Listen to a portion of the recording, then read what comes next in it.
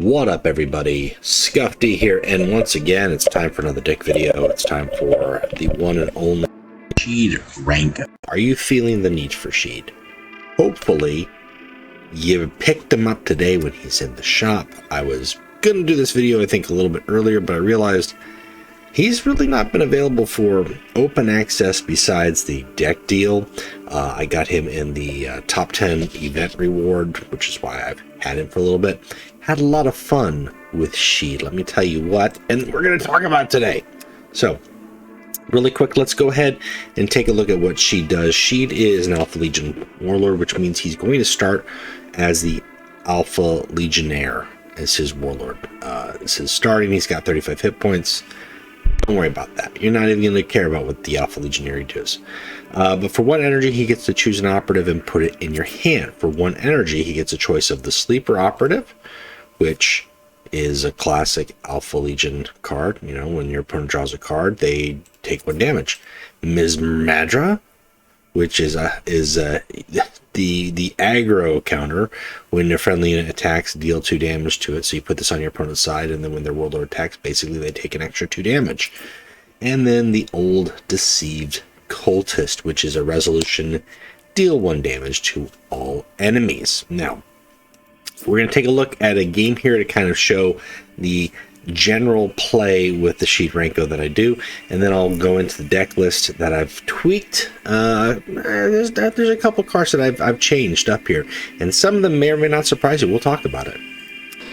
So the big thing to keep in mind with Sheed, and I play him with mission. Initially, one of my first builds, I didn't have the mission in there, and I realized why. Like, why not have the mission? Number 1, I've got it. Number 2, I'm not trying to get this off. I'm not trying to get the mission off. But what I found is in the early games that I was playing without the mission, this type of matchup right here then allows Kyrie to sit back and ping me and go long game and take my cards. He can still ping me and go long game and take my cards, but now there's a timer on here.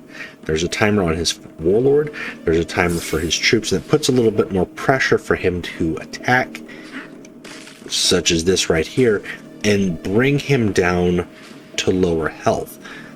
Having Deceived Cultist in hand from the deck is very nice, and then also making some tools for myself.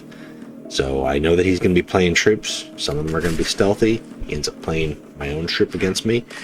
But he spent 2 turns now attacking and not using his ability, not gathering more tools, which is fine because that buys me the time that I need to set up my own cultist. But most importantly, again, it whittles down the health and it makes the end game easier for me.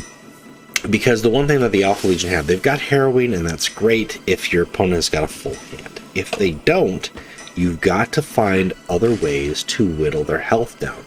And there's a couple troops that have got some damage or some rally damage, but really it's going to come down to how you play your cultists, how you play the other cards in your deck, and how you capitalize on keeping a board clear, or your opponent making mistakes when you play like a secret order.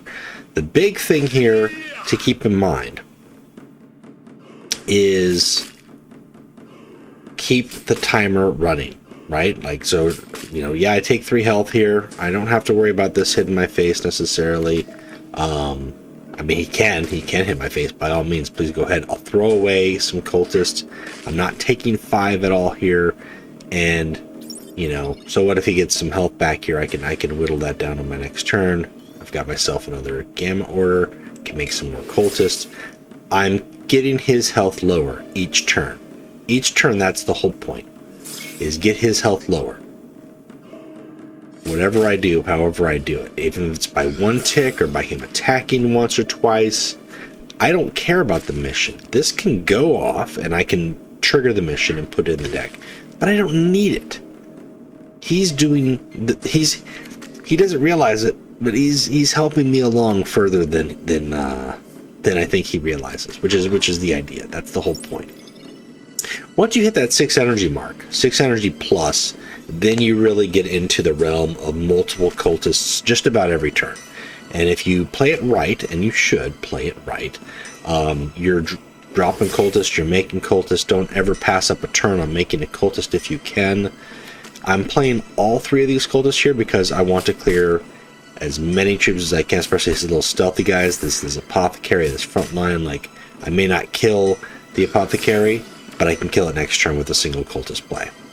That's fine. That's fine. And he's bouncing back. Tyro gets past my secret order. Okay. I mean, it basically still buys me time to do what I want to do. I've got Score, which is going to buy me time. I've got Infiltrator Silas, which will then punish him for attacking me with anything that he attacks. I've got a lot of tools here. I've got some rally damage. This isn't going to stun at this point, but that's great because I got some other stun in hand. A lot of it is your Alpha Legion tools that you've seen and you're familiar with, but when you play Cultist right, you can play them a variety of ways in different matches, and Sheed is very versatile. He's very versatile. This is a game where I'm just using the Deceived Cultist. There are games where you're going to use the Ms. Madra squad and punish your opponent's aggro warlord for attacking. So even here, he's making up 7. He's still getting his health down low. I'm fine with that. I know what I've got in my hand to keep things locked, to do more damage. He's not attacking these guys, which is a mistake. He can get rid of, it looks like he's finally getting rid of 2, and he's going to take 4 in the process. And, like, please and thank you. That's fine. That's great. Cool. Now he's going to take an extra 1. He'll take 4 from Score, plus a stun on the warlord. Yeah. Like, that's what we do here. Attack for 3, and this is going to be the game. And half of that work he did was pressuring and using cards like Silas, using the mission to force him to tick his health down for me. And he didn't use his ability hardly at all, like just that first turn in the game. And now he uses his ability. It's too late. Too little, too late, buddy.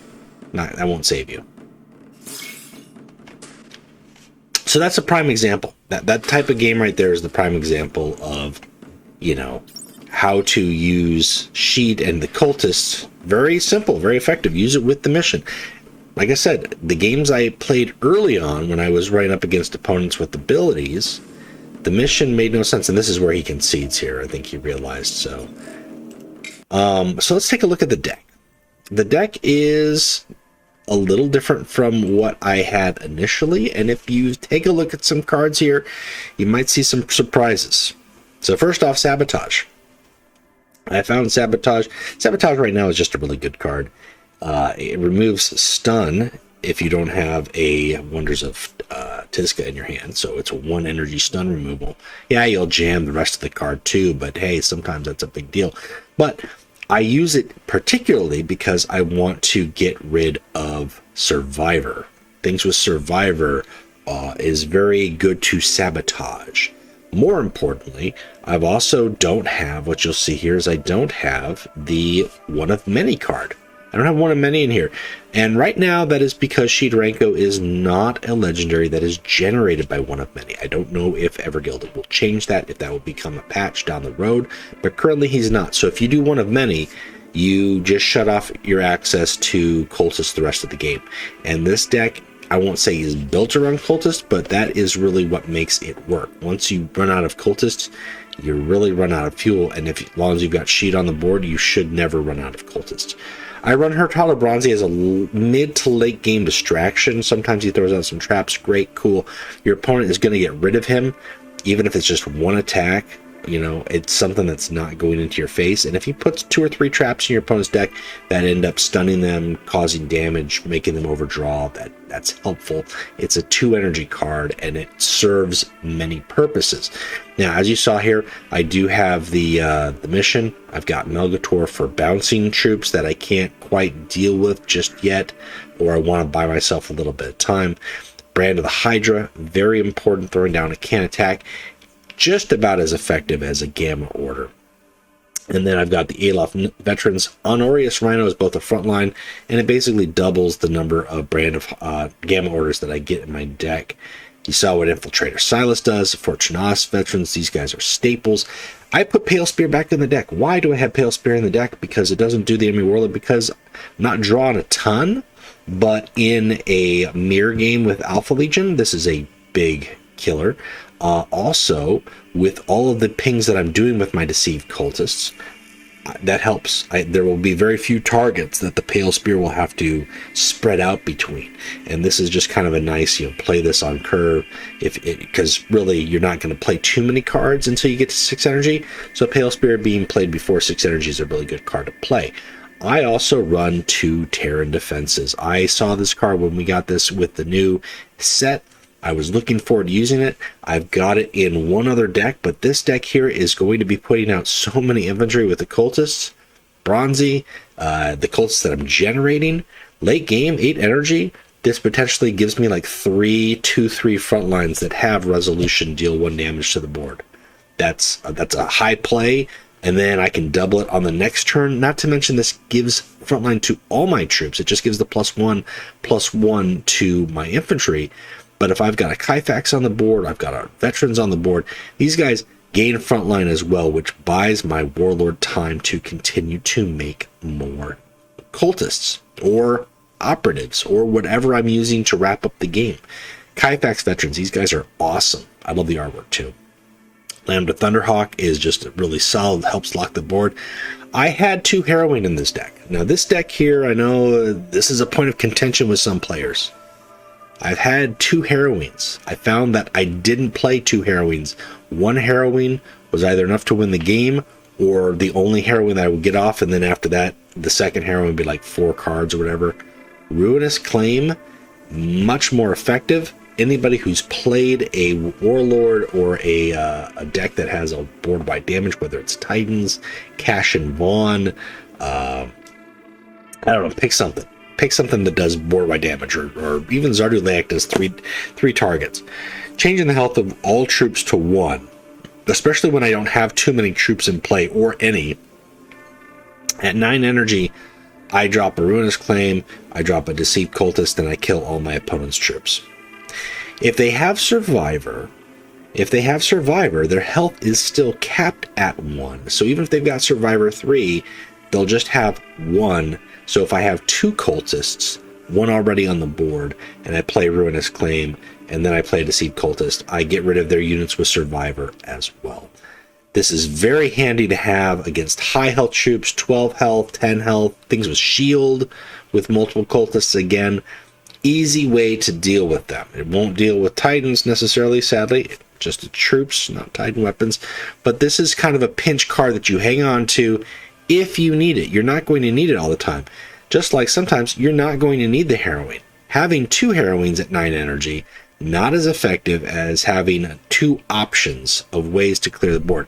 This does nothing to the enemy warlord, but it does clear the board, and then you keep playing more cultists. And if your opponent doesn't have any troops, they can't get rid of your cultists, and that's how it works. That's why Ruinous Claim. Now, you can decide to take a Ruinous Claim out, and you can put 2 Harrowings in, whatever. That's up to you. But that's why I've got it in there. So let's take a look at a couple more games, and then I'll talk about some choices that you could include, or that I've tried out, and things I haven't tried out. So the aggressive game, which really means your long-term game strategy is not going to be as viable. You're probably not going to get to that high game value. That's where cards like Infiltrator Silas and the Ms. Madra operative come in handier. And that's the game where you're going to switch up. This is really what makes Sheed so nice. Out the gate, he's flexible. I'm giving him a unit. Like, go ahead, attack me twice. You'll take 2 extra damage plus any pings. That buys me an entire turn. That's 4 health. I'll pocket another one. There's no need to play them back to back. If he gets rid of it, he gets rid of it. But if I throw down a Ms. Madra, the Ms. Madra that he's got can attack, and then it dies because the other one kills it. So you play just a little bit smarter that way.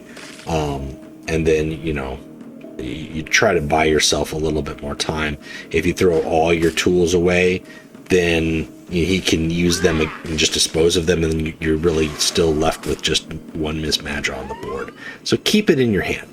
Also, very handy to note, in games against word bearers or warlords or factions that have got like a sacrifice mechanic or ways to dispose of their own troops, or a warlord who can target them, you want to use Mesmadra carefully. You know, you want to use it selectively. Now in this one here, now he's like, okay, if you attack and you want to pump this guy up, you're going to take 2 to this unit, 2 to your warlord, as well as 2 from Silas each time. Not going to do it? Okay, cool. Like, I'll just ping it. I'll double down on that. I'm going to keep this health up because that way, in case he's got any tactics that do damage. And he's really spending resources instead of doing damage to my troops. He's getting rid of a troop that I can just create next turn.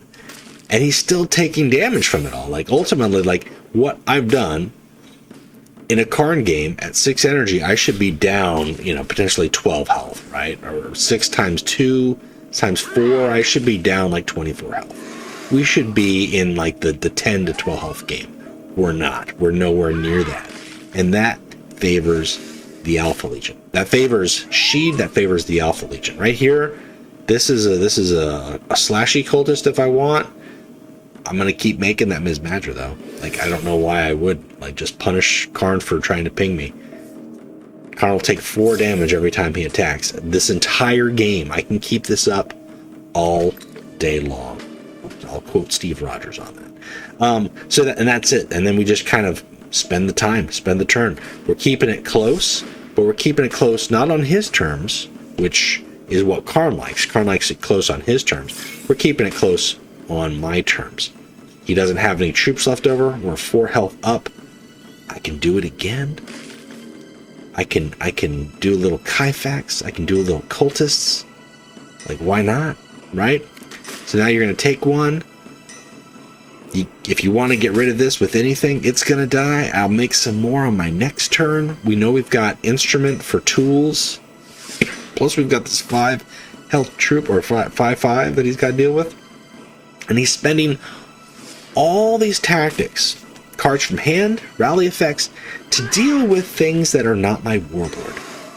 Like, all right, I lost the 5/5. I didn't take an additional how much damage? Like, this evens it out. It's huge. It goes for miles, and having the option to change that up in Alpha Legion, normally the aggressive game was the weak game. Like, good luck. Get some draw going, or get your stun cards going. That's about the best hope that you can hit, because they're going to hit you with aggro, and you won't have the time. This is a way to make that work.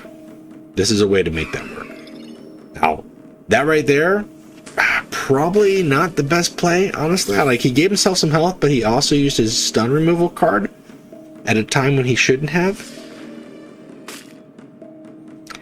He's up 3, but if he attacks, he's going to be down. He's going to be down a whole bunch. So, yeah, we'll just keep this up. And as a favor for that, like, let's just keep stunning, and I'll make more stuff.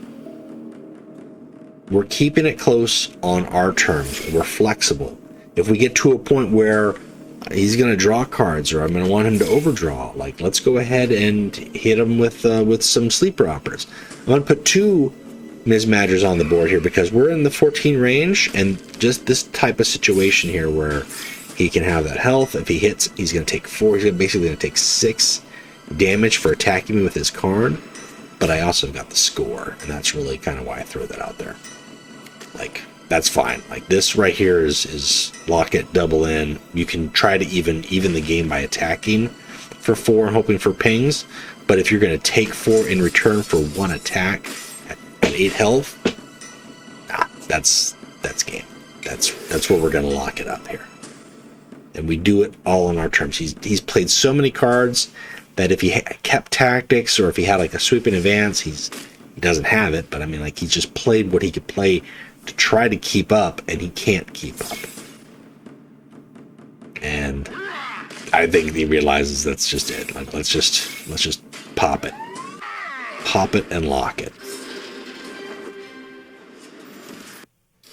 So here's another game here. This is a good matchup, where just to kind of show the power of the cultist, the deceived cultist, the power of the mission, working as a tool to force my opponent to attack, to commit, to play things on the board. like, the Night Lords have got Terror. And they've got Terror, they've got Rule of Fear. They can get rid of my cultists fairly easy and keep stuff on the board. Normally, Modron wants to use his ability. I throw that mission out there. He decides he's going to attack. But if he's attacking, I'm up 5 health. Like, I have more health than him. So, again, it goes back to that strategy. And this isn't a new strategy. I mean, if you watch my Dynet video, I talked about this very similar and the same. I've used this when I did Mission Alfarius, which I don't think I've done a video for that. But very similar concept. That's the concept with the mission. The Alpha Legion mission is not to get traps out into play. It's to force your opponent to throw down cards and attack with cards and attack with their warlord instead of taking the time to do the game that they want to do. They're playing their game on your terms. And here, I'm just using my own tools. Just like, I'll buy time. I'll buy time. And the next turn, I can play 3 cultists. I've already got another cultist in hand. This thing will be dead. If he wants to attack with his warlord or another flanker, please go ahead. That's 2 health. That one cultist did 2 health. I'm up 9 health now as opposed to 5. And all I did really was play the mission in 1 troop. 2 troops. To be fair, 2 troops. And yeah, that's 7 energy. We can drop 3 cultists. We can, make another cultist. In this game here, I'm playing the cultist a little bit more conservatively because I do kind of worry about a Rule of Fear or an Endrio Shrek. So I do want to make sure I've got a cultist in my hand that if he wipes my board of cultists, I can play another cultist. Or ideally, what I'm building up for now is a Terran Defenses on my next turn. So I play 2 cultists, Terran Defenses, lots of front line, and several 2/3 cultists, as opposed to 1/2s. Those are still susceptible to Rule of Fear, but, that's not too bad. That's some good front line, and that's some good slashy McSlash. But I think at this point we're ticking down enough where, 5/5 with the 9, I'm like, you know what, we can make this game go pretty fast. So let's do it. Let's do it.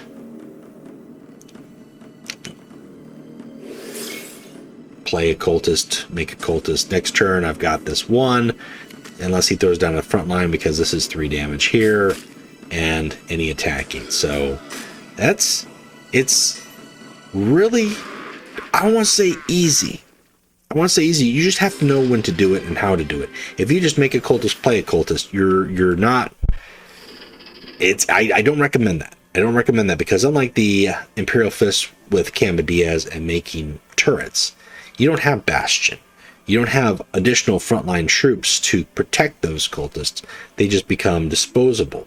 Now, in terms of cards that you could consider, cards that I thought about considering, think about the Secret Orders. Now, I have Gamma Order in here because why wouldn't you have Gamma Order in here? But you could very well take a couple of these cards out and give yourself a Delta Order to mix up your Secret Orders so your opponent's a little bit confused. You could also, and I think we talked about this with a couple other people, Alpha Order. This is the one deck where Alpha Order could be viable. You've got a couple of cultists out, like as you saw in that one game with the Nirak Kyrene, and he's using my 5/5 to attack my 1/2s. I put my Alpha Order on it. He gets a 1/2 that will do damage to my board, but I get a 5/5 that I can then, use as I please. It's something to consider. Maybe even just as a one-of. That might not be too bad. If you're going for the heavier on the sleeper operative vibe, obviously you're doing more card draw, then the Sirius squad becomes a very good card just to pick up and draw cards, burn your opponent. You got 2 or 3 sleeper operatives that you drop on them late game, fill up their board, and then Cyrus squad that becomes 3 cards plus on their, or 3 damage plus on their turn when they draw a card, 3 more damage just from a 5 energy play. So that's something to consider there. Ghost Legionary is not a bad card. It's a good card. If you can find a way to squeeze it in, why not? But I don't think with the cultist doing the work here, I don't think you need it. I really don't think you need it. Plus, it's a little more contingent on your opponent draw card. So I guess if you're switching with the card draw and you've got Sirius in there, go for it. Put in Ghost Legionary. Again, one of many, that's your preference. I thought initially the health would be important, and it can come in handy having some healing. but then you're giving up your cultist game. You're giving up your operatives game. And that is a huge tool, and you don't know what you're going to get. You might get Exodus, you might get Ingopec, you might get Alfarius. What are those going to do for you with the cards that you've got in your deck? Not as much. So maybe have a one-up. Maybe put in a Manifest Destiny if you need some heal, or Wonders of Tizca if you need some heal. Is one of many what you need. Now, like I said, if Sheed Ranko is added to the operatives or the secret identities that get created by this at a later point, then I'll throw this back in. I'll throw one of them in at least. It's worth it. You could consider Foros Seekers. I feel like it's a little high cost, low health for what I want, which is why I stick with Kythax. It's a little bit more, 1 energy more, but I know what I'm getting with Kythax, and I don't have to wait a turn. The rally effect is better than the setup effect here. You can also try the Cameralist Terminators. These guys are great with a rally stun. Stun an enemy, which is very nice. And you've got a 6/8 body. Covert Support is always a nice card here, because now your opponent can't play flanks or fast to deal with your operatives, whether they're your cultists or their cultists. It's pretty cool. It's a nice card. Also, you can throw down an Informant Network if you want to squeeze that in there. But again, if you've got the mission, your opponent is really going to be pressed to not have too many troops sit in stealth if they can help it. And then I would recommend maybe like a Malkiel. You could throw in a Jubok, but that's really unnecessary. Like, I've had plenty of games where I want to play cards so my hand is not full, but I can still make operatives. You don't want to overfill your hand. Orataz Barge is a good card to have. Again, more frontline. That's not a bad option at all. I think that's just a good option right now in general for the game, so that's something to consider. And again, if you're doing the card draw, Lectitio Divinatus, you don't need to have all these cards here. Drilling Sight, just that 1 extra energy helps. Sabotage, again, I've had it be very helpful, whether they've got can attack, they've got stun. If it's getting rid of Survivor, which is the primary reason I have it in my deck, it just is handy. I don't have any cards in here that I'm paying energy or making cards, because really Sheed is doing the work for me. And if I'm spending resources elsewhere, then I'm not using my operatives as much, and that takes away from the purpose of the deck. So that is Sheed Ranko. That is my Sheed Ranko. I don't know if it's the same as your Sheed Ranko. Let me know what you think in the comments below. Do you use double heroines? Do you use Ruinous Claim? Do you use both? I'd be curious to hear. And hopefully this has inspired you. If you haven't picked up Sheed Ranko, I really think you should. Hopefully he comes back in the shop, not the veteran shop, but the regular shop for people if you missed him. He's a really fun warlord to play, very flexible, and offers some new stuff for the Alpha Legion that I've enjoyed both in event and now in standard games. And like I said, as you can see, like, I've been playing him for a bit. I took a pause here because I'm playing the event right now, but I mean, pretty good stuff. And these are mostly standard games. I think there might be like 1 or 2 challenge games in there. These are actually regular games. Haven't faced a Titan yet. That could be interesting. If I find a Titan game, I would like to see how that goes. I think it could be interesting if you get your operatives down early enough to stun and slash. I want to see that happen. It's possible. And then you can fill up their board where they can't play troops with your sleeper operatives. That could be a crazy game. That could be a crazy game, guys. Let me know what you think about the deck. Let me know what you think about Sheed. And hopefully, like I said, hopefully it inspired you to give something else. Give it a try. Until next time, keep playing Legions, and we'll talk to you later. Bye.